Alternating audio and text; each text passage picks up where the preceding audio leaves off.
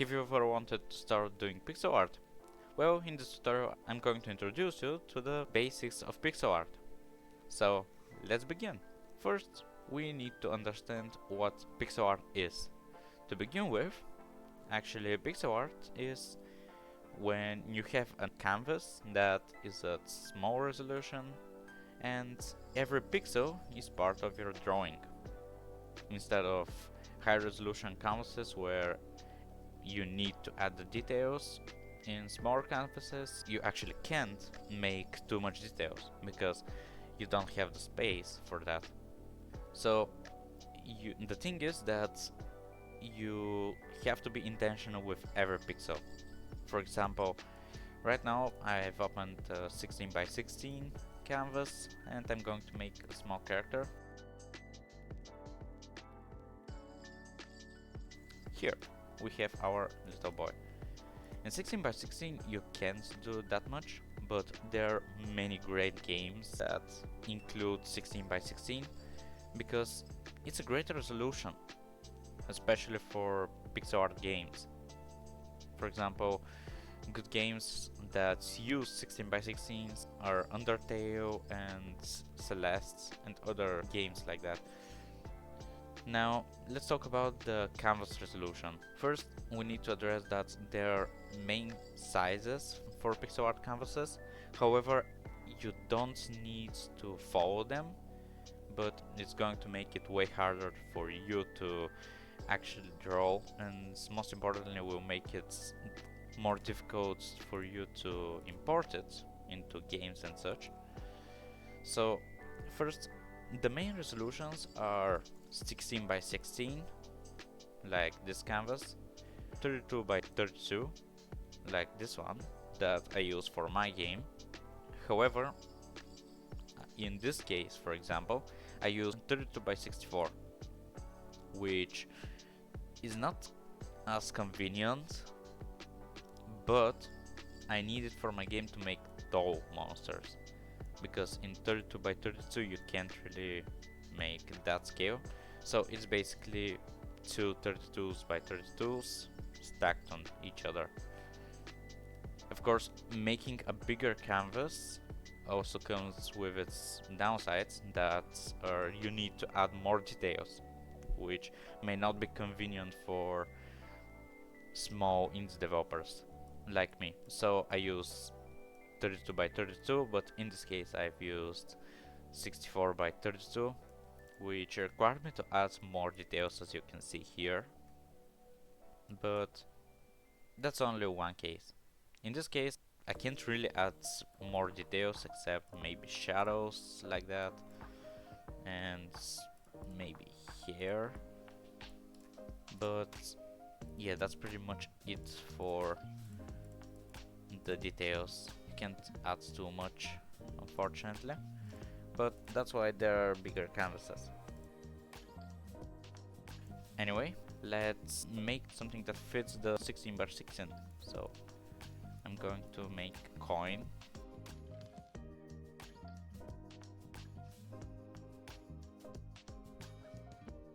Now this coin looks normal, right? But we need to add a little more lightning and shadows, so I'm going to get a brighter version of this. So like that. Now we have our more detailed coin. So now that we made the coin, I'm going to explain what exactly I did.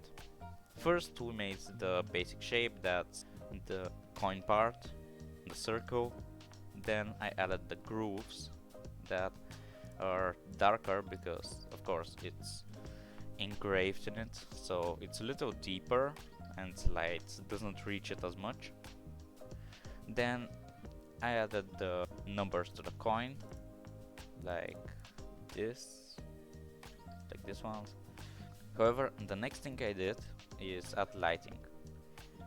How I did it is basically I imagined a lighting coming from the top left corner, so it's needed to just light up everything that's in the top left corner of the drawing.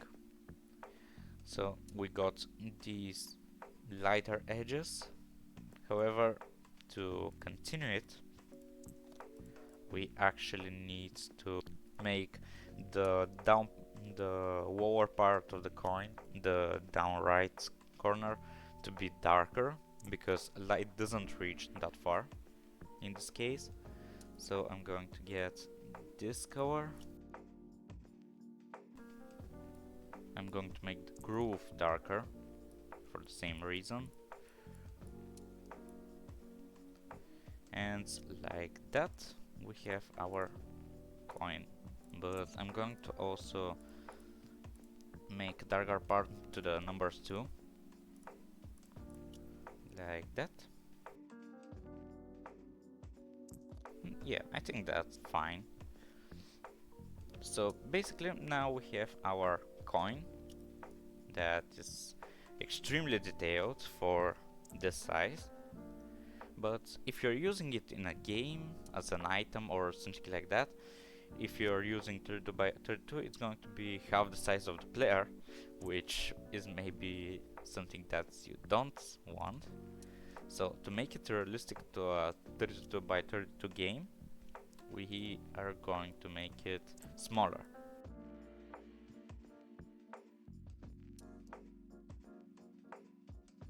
This is our little coin that is going to fit our player perfectly and still be quite big for the player. So that's why in this case, if I, for example, get the coin and put it in next to my character, you can see that it's extremely small but still big in game. Sometimes it's better to make prop or item a little bigger than the actual size of the thing in real life compared to the person, and that's because some things are too invisible and most of the time players struggle to see them. That's why you make them a little bigger to basically give them the presence. Otherwise it's going to look strange if you compare the player to the monster that I use in my game, World Layers, that you can wishlist, of course. It's in the description. Here it's right next to the neck. So yeah, this is just a comparison. So yeah, this is basically what you need to know about pixel art. The canvas sizes, the... Oh yeah, I forgot, but I need to mention that the program I'm using is Aseprite. However, for pixel art, you can use Piskel. That is another free and easy program to learn. Before I bought the Aseprite from Steam, I actually used Microsoft Paint because it has that feature to allow for pixel art, which was useful, but it was easily replaced by the Aseprite that I bought. So now let me show you how to export it, because of course you want your drawings or assets for your game to be exported, right? So let's just go to File in the top left corner, don't scroll, but move your mouse a little down and you save as and save. This will save your drawing. However, you want first export it. You're going to click export as. Here is going to show you the sprite name. You can rename it. Then there's a resize area that's going to be a canvas. It's going to ask you which layers to use, because as you can see down left next to my color wheel, there's a layer 1. This is used for animations. So the thing is that the number 1 that's on top is actually the number of frames, while there where it says layer 1 are the layers. So basically, to add layers, you right click and there's an option duplicate layer or add a new layer. And when you right click on the number 1, there's an option to adds new frames. So here also there are frame section that you can use too. You can choose from all the frames and selected frames, the same with the canvas or selection, and you can choose the layers, selected layers, visible layers, and only one of your layers. Animation direction: forward, reverse, ping pong, reverse. Most of the time you need forward and reverse, and that's totally fine. You can export it for Twitter, and you can ignore empty frames, but that's not the case.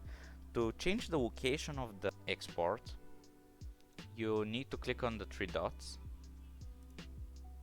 and then choose file, because most of the time it's going to send it to your Sprite folder, where that is in the Steam apps and such, which you probably don't want. So you click choose file, and it's going to open your file explorer, where you are going to choose where to send it. Then you click export. So yeah, I'm going to click export, and now we have our coin exported. If you want to make changes to the coin, for example, I'm just going to scale it up because I feel like it. Yeah, now we have extremely large coin, and I'm going to save it. However, it seems that it didn't save it in the place I intended to. Actually, it did save it, but as a PNG.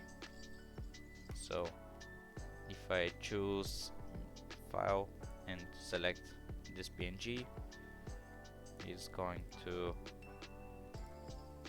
replace it.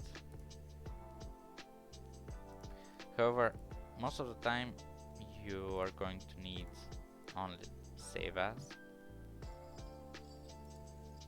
You save it as that, and then export it as a PNG. And now, after you save it, you're going to have your updated coin.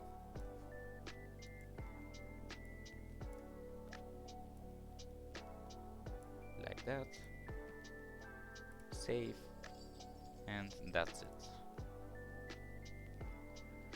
So that was for the video. I hope that you liked the tutorial. It's not that much, but I'm happy that you watched it to the end. Of course, you can support me by wishlisting my game on Steam, World Layers, and maybe you can subscribe or like the video. You can also support me by commenting what my next tutorial should be. So, thanks for watching, and see you in the next one.